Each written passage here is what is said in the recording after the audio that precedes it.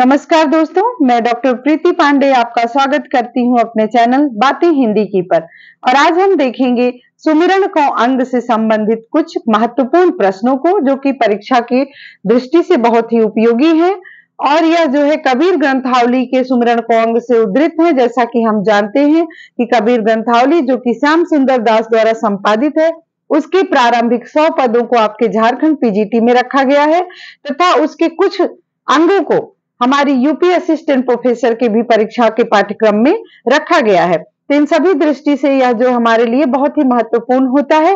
और कबीर से संबंधित प्रश्न वैसे भी सभी अन्य परीक्षाओं के लिए महत्वपूर्ण है। तो यहाँ हम देखेंगे सुमिरन को अंग से संबंधित कुछ महत्वपूर्ण प्रश्नों को।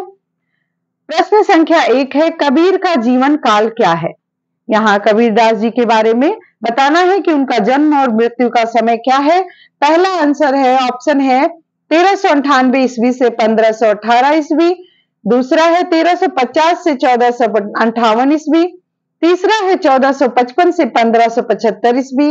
और चौथा है 1500 ईस्वी से 1620 ईस्वी। तो इसमें सही उत्तर होगा आपका 1398 से 1518 ईस्वी। यह कबीरदास जी का जीवन काल है या उनका जन्म मृत्यु का समय है। प्रश्न संख्या 2, कबीर की रचनाओं का संकलन किसने किया है। यहां देखेंगे कबीरदास जी ने, धर्मदास जी ने, लालदास जी ने या सुंदरदास जी ने।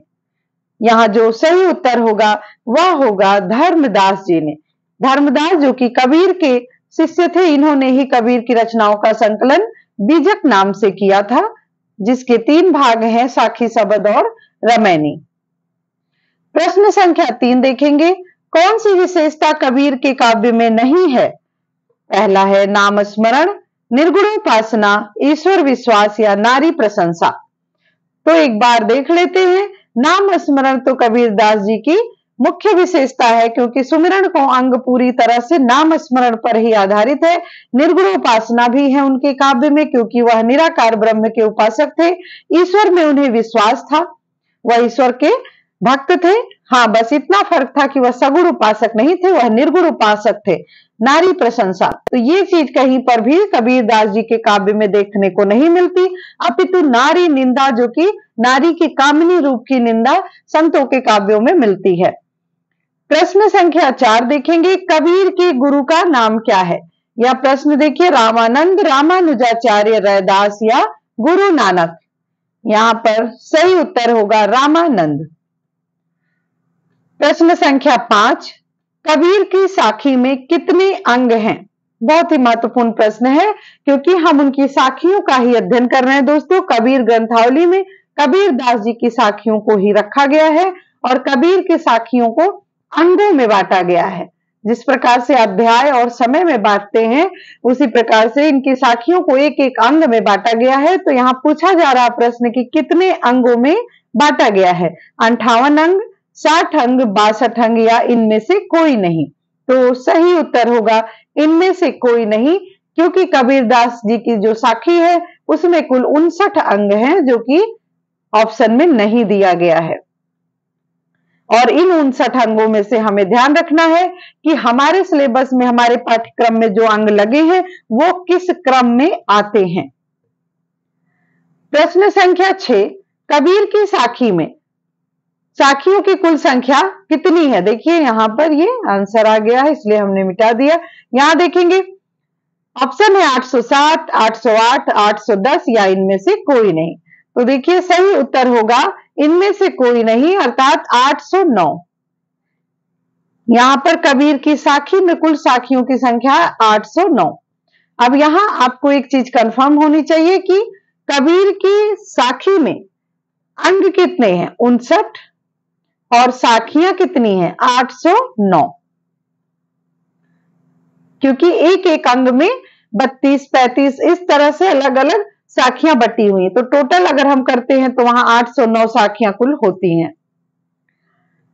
प्रश्न संख्या 7 देखेंगे, सुमिरन को अंग किस क्रम की साखी है। देखिए अभी हमने बात किया था कि जैसा कि कबीर ग्रंथावली की जो कबीर की साखियां हैं उसमें कुल 59 अंग हैं, इसमें से सुमिरन को अंग किस क्रम में है। तो एक चीज ध्यान रखेंगे कि हमने इससे पहले जो गुरुदेव को अंग पढ़ा था वह प्रथम क्रम में वह प्रथम था या पहला अंग था गुरुदेव को अंग। इसी प्रकार से ऑप्शन है 1, 2, 3, 4। तो यहाँ सही उत्तर होगा कि सुमिरन को अंग दूसरे क्रम में है, अर्थात दूसरा अंग है। सुमिरन को अंग में कितनी साखियां हैं?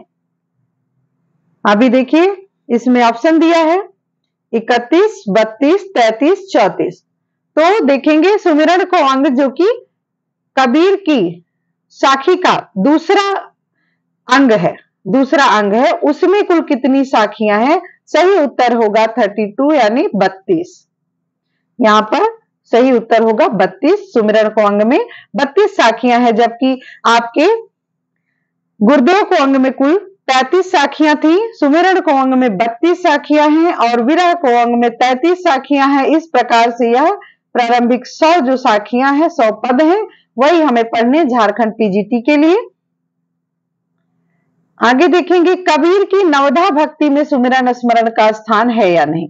देखिए, जो नवधा भक्ति है, जो कबीर की नवधा भक्ति है, उसमें सुमिरन का स्थान है कि नहीं, यह पूछा गया है। तो यहाँ ऑप्शन है, नहीं है, कभी नहीं है, या कहा नहीं जा सकता। इसका जो आंसर होगा वह होगा है, क्योंकि देखिए जब सुमिरन को अंग पढ़ते हैं तो उसमें पूरा जो है राम स्मरण के नाम के स्मरण पे, नाम का सुमिरन करने पर ही आधारित है। इसलिए हम कह सकते हैं कि कबीर की नवधा भक्ति में सुमिरन का स्थान है। यहां प्रश्न है, कबीर की सुमिरन को अंग से एक पद है, तत् तिलक तिहुलोक में, इसमें जो है किस तिलक का भाव निहित है। तो जब हमने पदों को पढ़ा था तो हमने देखा था कि कबीर दास जी ने किस तिलक का भाव बताया था। देखते हैं, ऑप्शन है चंदन का तिलक, गुलाल का तिलक, राम नाम रूपी तिलक, या इनमें से कोई नहीं। यहां सही उत्तर होगा तत् तिलक तिहुलोक में राम नाम रूपी तिलक की बात की थी कबीर दास जी ने। इसके लिए दोस्तों जरूरी है कि हम पदों का अध्ययन बहुत ही बारीकी से करें, ताकि उसमें से कोई भी प्रश्न आए तो हमें तुरंत जवाब मिल जाए।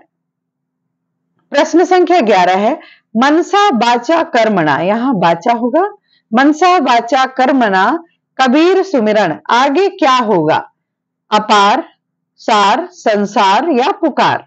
इसको पूरा करना है तो हमने अगर पद को पढ़ा होगा तो हम पूरा कर लेंगे, क्योंकि यहां पे होगा मनसा वाचा कर्मणा कबीर सुमिरन सार। प्रश्न संख्या 12 है, सुमिरन को अंग में निहित छठा सगी कौन सा है? देखिए, ऑप्शन दिया है ध्यान, मन, जन या गुण।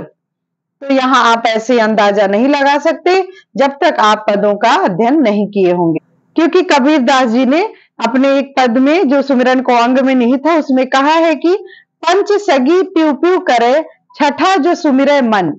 छठा क्या? छठा जो सुमिरे मन।